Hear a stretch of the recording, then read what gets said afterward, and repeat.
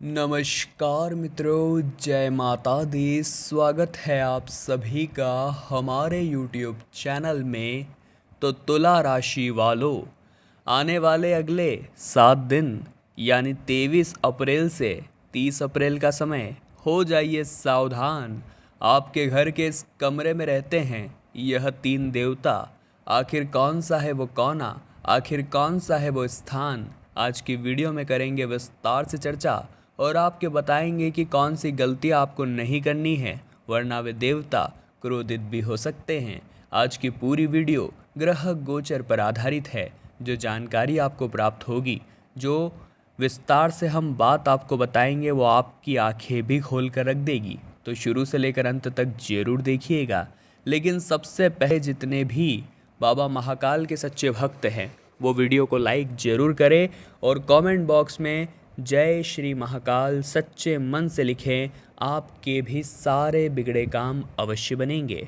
कार्यों के प्रति ज़बरदस्त उत्साह आपका देखने को मिलेगा। साथ ही साथ दोस्तों, आत्मविश्वास से आप लबरेज रहेंगे।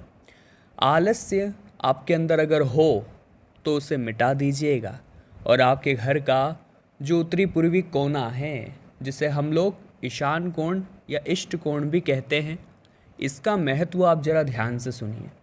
कहते हैं यही वो कोना है जहाँ 3 देवता निवास करते हैं, स्वयं ब्रह्मा विष्णु और महेश। यही वो कोना है जहाँ पर 33 कोटि देवी देवता निवास करते हैं। इसे ईशान कोण कहते हैं। ये घर का उत्तरी पूर्वी कोना होता है। यहीं पर पंडित हमें मंदिर बनाने की भी सलाह देते हैं, क्योंकि यहाँ पर भगवान रखना बड़ा शुभ होता है। लेकिन दोस्तों, क्या हर बार परिस्थिति ऐसी होती है कि हम घर के ईशान कोण को सही रखते हैं, साफ रखते हैं, यहाँ पर मंदिर बनवाते हैं? क्योंकि हर किसी के लिए संभव नहीं हो पाता कि वो इतनी जगह मैनेज कर पाए।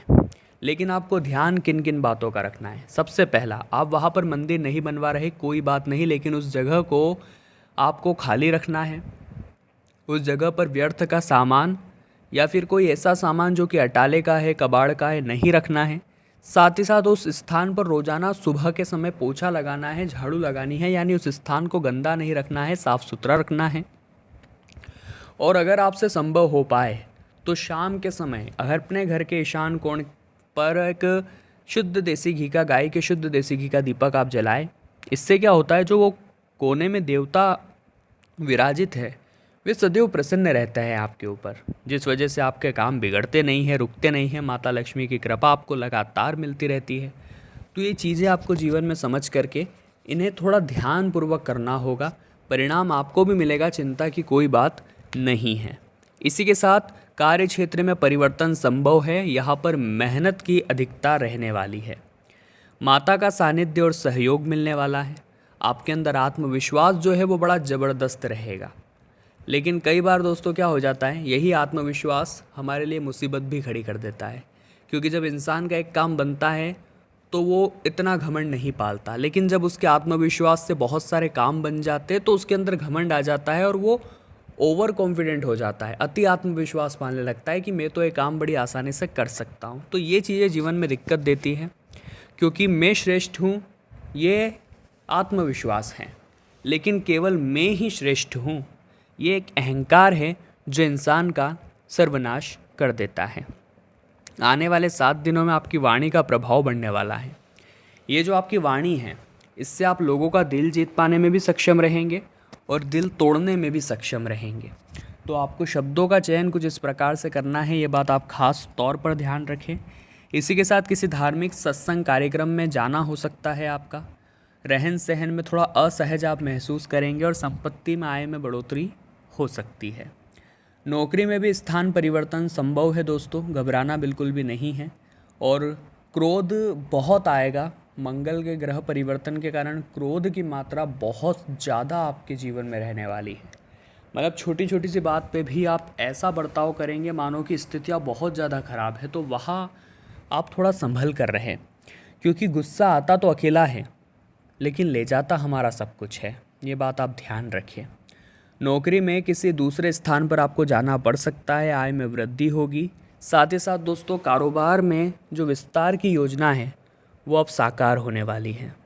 परिश्रम आपका थोड़ा ज़्यादा रहने वाला है और घर परिवार में मांगलिक कार्यक्रम हो सकते हैं।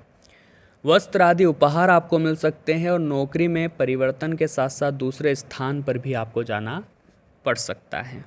आयात निर्यात कारोबार में लाभ के सुअवसर आपको प्राप्त होंगे। साथ ही साथ माता का सानिध्य सहयोग आपको मिलेगा। वाहन सुख की प्राप्ति होगी और नौकरी में जहाँ पर भी आप काम करते हैं वहाँ पर अफसरों का बहुत अच्छा सहयोग आपको मिलने वाला है। वहाँ पर काम करने वाले जो लोग हैं, जो आपके सीनियर है, जूनियर है, सभी आपके काम की तारीफ़ करने वाले हैं, आपको अप्रिशिएट करने वाले हैं, उत्साहित करने वाले हैं और आपको एक बहुत अच्छा मौका वो आगे जीवन में बढ़ने का देने वाले हैं। साथ ही साथ दोस्तों, जो शिक्षा क्षेत्र हैं, बात करें अगर आपके पढ़ाई लिखाई के बारे में, तो अप्रैल का महीना जाते जाते एक कंठस्थ आपको बनाने वाला है, एक मजबूती सी दिमाग में लाने वाला है, जहां आपकी बौद्धिक क्षमता का, तार्किक क्षमता का एक विकास यहाँ पर देखने को मिल रहा है। लेकिन कई बार क्या होता है दोस्तों, सब कुछ अच्छा मिल रहा होता है, वो भी इंसान को हजम नहीं होता। और जब हम कोई अच्छा काम करने जाएंगे तो उस काम में 10 मुश्किल आएगी, वो काम इतनी आसानी से बन नहीं पाएगा। लेकिन इसी के विपरीत जब कोई आप बुरा काम करने के लिए निकलेंगे, बुरा काम करने की सोचेंगे, तो वो काम बड़ी आसानी से हो जाएगा, क्योंकि वो काम आपको पाप देगा और अच्छा काम आपको पुण्य देगा। इसीलिए दोस्तों, जीवन में एक बात का आपको सदैव ध्यान रखना चाहिए कि भले लाख मुश्किलें जीवन में रास्ते में आए, आपको सदैव अपने कर्म पर अच्छा फोकस बनाकर रखना है, क्योंकि यही कर्म आपको तारेंगे, यही कर्म आपको निवारेंगे, यही कर्म आपका काम बनाएंगे और यही कर्म आपकी ज़िंदगी को शानदार बनाएंगे। कर्म ही हैं जो इंसान के आगे हैं, कर्म ही है जो इंसान के पीछे हैं। जैसा उसने बोया है वैसा ही वो काटेगा। इसीलिए कर्मों को सदा ऊपर रखिए, कर्मों को सदा शानदार रखिए, आपकी ज़िंदगी बड़ी शानदार हो जाएगी। आने वाला ये जो समय है दोस्तों, मुश्किलों से भरा ज़रूर है, लेकिन इतना भी नहीं कि हम कुछ कर न पाएँ। आप एक बात ध्यान रखिएगा, अगर आपकी ज़िंदगी में बहुत ज़्यादा मुसीबतें हैं, आपकी ज़िंदगी में बहुत ज़्यादा मुश्किलें हैं, तो आप बहुत ज़्यादा घबरा जाते होंगे। लेकिन भगवान भी जो उसके लायक होता है, जो उसके जिम्मेदारी उठा सकता है, जो उस मुसीबत को अपने कंधे पर झेल सकता है, जिससे कि कंधे मजबूत होते हैं, उन्हीं को ये जिम्मेदारी देते हैं। और आपको भी ऐसी परिस्थिति में केवल मौन रहना चाहिए, क्योंकि दुख तो सभी के जीवन में है और दुख आता भी है तो एक साथ आता है सीरीज में। मतलब ऐसा नहीं है कि दुख आया सुख आया, दुख आया सुख आया, एक साथ सारे दुख आएंगे आपकी ज़िंदगी में। लेकिन आपको मौन रहकर सभी कुछ सहने हैं, क्योंकि जब सुख आएंगे दोस्तों तो वो भी सब एक साथ आएंगे और इतने आएंगे कि आप भी बोलेंगे कि भगवान आपकी लीला अपरंपार है। बेरोजगार लोगों को इन 7 दिनों में अच्छा मुकाम हासिल हो सकता है। बस इतना है कि आप ज़्यादा नखरे मत दिखाइएगा। आप कई बार उलझ जाते हैं कि मुझे तो मेरी ड्रीम जॉब चाहिए जो मैंने सपनों में सोची है, लेकिन कई बार एडजस्टमेंट जीवन में लगते हैं, क्योंकि उम्मीदें हर बार पूरी हो ऐसा ज़रूरी नहीं है। आने वाला समय स्वास्थ्य के तकाजे से बहुत सही रहने वाला है। लंबे समय से परेशान थे अगर आप किसी प्रकार के दर्द से, तो वो दर्द अब काफ़ी सही होने वाला है, काफ़ी आपको अच्छे परिणाम यहाँ पर वो देने वाला है। आइए दोस्तों, अब उपायों के बारे में चर्चा कर लेते हैं। उपाय बड़े ही खास है और हमें भी विश्वास है कि आपका काम बनेगा। इस उपाय से आपकी भी ज़िंदगी संवरेगी और आपकी भी मेहनत ज़रूर रंग लाएगी। सबसे पहला उपाय हम आपको बताने जा रहे हैं, ज़रा गौर फरमाइएगा। सोमवार के दिन आप क्या कर सकते हैं? अगर आपको चाहिए भोले बाबा की भक्ति, अगर आपको चाहिए उनका ढेर सारा आशीर्वाद, तो दोस्तों आपको एक लोटे में जल लेना है और उसके अंदर डाल देना है एक कमलगट्टा।